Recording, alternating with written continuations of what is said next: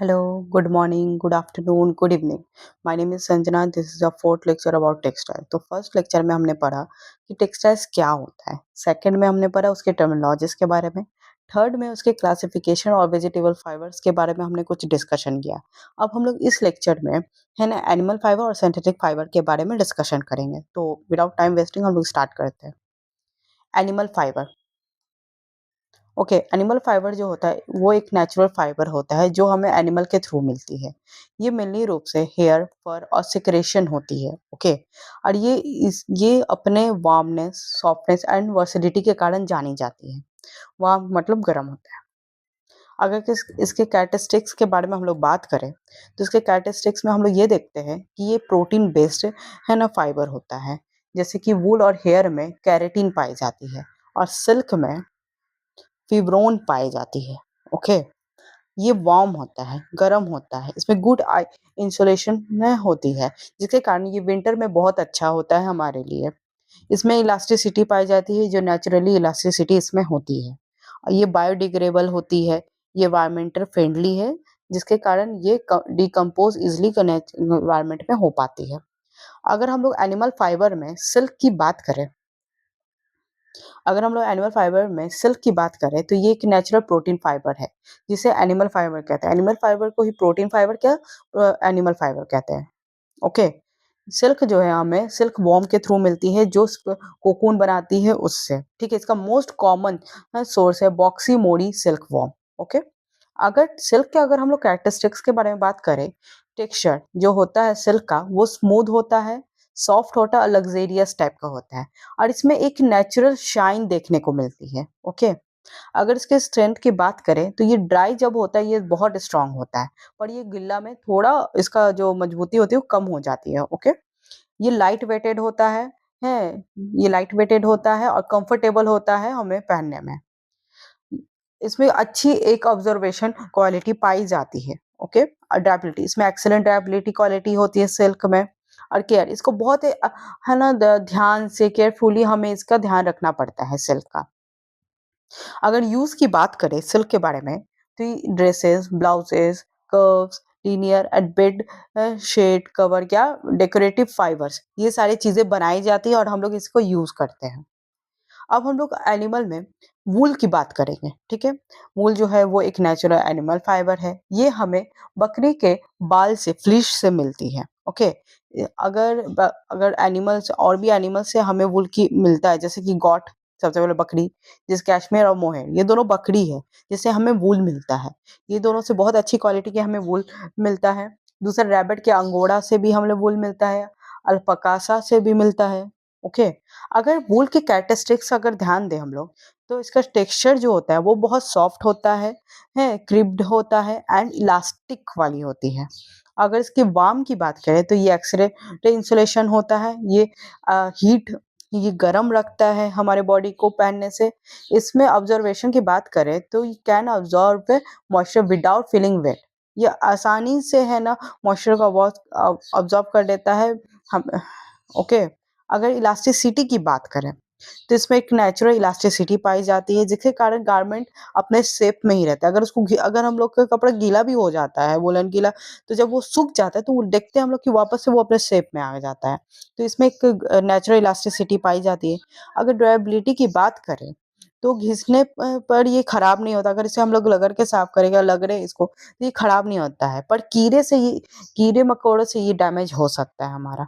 अगर केयर की बात करें तो यूजुअली अच्छे से अगर हम लोग धीरे से आराम से इसको धोए घर पे तो ये खराब नहीं होता है कि ड्राई क्लीन करें, बट अगर इसको रगड़ के धो रहे तो ये खराब हो सकता है। अगर वूल की यूज की बात करें तो हम लोग sweater, coat, blanket, socks, carpet, ये सारी चीजें बनाते हैं और यूटिलाइज करते हैं। अब हम लोग वूल किससे किससे हमें मिलती है इसके बारे में जानते हैं। बकरी के अलावा, के सिप के अलावा भी, गॉट के अलावा, अल्पका। अल्पका जो है वो एक अल्पका एनिमल है जिससे हमें वूल मिलता है। ये सॉफ्ट होता ये लाइट वेटेड होता है, ये गर्म करता है, वार्म, और एक स्ट्रांग होता है शिप से भी ज्यादा करता है। ओके, और कॉमनली इससे हम लोग स्वेटर, जैकेट, कोट, ब्लैंकेट के शॉल बनाते हैं अल्पका से, वूल से। अगर लामा वूल की बात करें हैं तो ये लामा एनिमल से मिलती है जो अल्पका से ज़्यादा मोटी होती है, पर ये स्ट्रॉन्ग और वार्म ज़्यादा करती है। और इसके ये स्ट्रॉन्ग और वार्म ज़्यादा होती है और ये इससे ज़्यादातर ना रग बनाते हैं कालीन, बाहरी कपड़ों या भारी कपड़े बनाए जाते हैं। अगर हम लोग वूल में कैमल हेयर की बात करें, जो हम लोग कैमल के थ्रू वो ऊँट के द्वारा हमें मिलती है बाल, उसकी बात करें तो ये सॉफ्ट अंडर कोटेड होती है। हाँ, और ये बहुत गर्म करती है, स्मूथ होती है और ड्यूरेबल होती है, टिकाऊ होती है। ओके, इसके द्वारा हम लोग कोट बनाते हैं, जैकेट बनाते हैं, ब्लैंकेट बनाते हैं और विंटर के अनदर हम लोग कोट बनाते हैं। और कैमल हेयर से बने है ना मटेरियल के वूलन बहुत ज़्यादा एक्सपेंसिव होता है, बहुत ज़्यादा। अब हम लोग वो एनिमल फाइबर पढ़ लिए। अब हम लोग पढ़ेंगे सिंथेटिक फाइबर, क्या बोलो आप, मैन मेड क्या आर्टिफिशियल। सिंथेटिक फाइबर में सिंथेटिक फाइबर दो टाइप से बनती है, एक है ना, एक नेचुरल फाइबर के थ्रू और एक केमिकल के थ्रू। नेचुरल फाइबर के थ्रू जो सिंथेटिक फाइबर बनती है उसमें है ना natural fibre plus synthetic plus chemical, हाँ, से फाइबर बनती है और एक पूरी तरीके से केमिकल से ही फाइबर बनती है। ओके, जैसे यहाँ पे आर्टिफिशियल फाइबर जो लिखा है उसको रीजनरेटेड फाइबर भी बोलते हैं, जो नेचुरल फाइबर के द्वारा बनाए जाते हैं केमिकल मिक्स करके। और सिंथेटिक फाइबर जो होती है वो पूरी तरीके से सिंथेसाइज है केमिकल के थ्रू बना, जिसमें प्रोटोकेमिकल का यूज होता है। ओके, अब हम लोग रीजनरेटेड फाइबर के आर्टिफिशियल फाइबर के बारे में जानते हैं। ओके, ये नेचुरल पॉलीमर होते हैं जो नेचुरल फाइबर और केमिकल से द्वारा बनाए जाते हैं। और इसके कुछ एग्जांपल जैसे रेयॉन। रेयॉन जो है वो एक सेल्यूलोजिक है। ओके, और ये सिल्क लाइक अपीयरेंस देता है, सिल्क की तरह ही लगता है। इसका यूज कपड़े जो हम लोग कपड़े पहनते हैं वो बनाने क्या हाउस फर्निशिंग के लिए की जाती है। ओके, एसीटेट एसीटेट जो है वो भी एक सेल्यूलोजिक फाइबर है जिसमें है ना नेचुरल और केमिकल के द्वारा है बनती है और ये एक बहुत स्मूथ और गुड ड्यूरेबिलिटी क्वालिटी हमें देता है। अब हम लोग सिंथेटिक फाइबर के बारे में जानते हैं जो पूरी तरीके से केमिकल के थ्रू बनती है। ओके, जिसमें प्रोटोलेमियम बेस्ड प्रोडक्ट यूज होता है, बेस्ड प्रोडक्ट यूज होता है, यूजुअली से बनाया जाता है। ओके, इसमें नायलॉन आता है। नायलॉन फर्स्ट सिंथेटिक फाइबर है जो पूरी तरीके से केमिकल बेस्ड फाइबर है। ओके, ये अपने स्ट्रेंथ, इलास्टिसिटी और रेसिलेंसी के लिए जाना जाता है। पॉलिएस्टर ये भी पूरी तरीके से केमिकल बेस्ड है फाइबर है। ये अपने durability, wrinkle resistance and quick dry property के लिए जाना जाता है। ओके, अगर अल्कलिक की बात करें ये यूजुअली वूल की तरह लगता है। ये soft, light weighted and resistant to moth, मतलब कि कीड़ों से ये बचता है क्योंकि पूरी तरीके से केमिकल से बना हुआ है, तो इसमें कीड़े नहीं पड़ते हैं और ये वूल की तरह होता है तो ये वूल से सस्ता मिलता है हमें। Okay, spandex.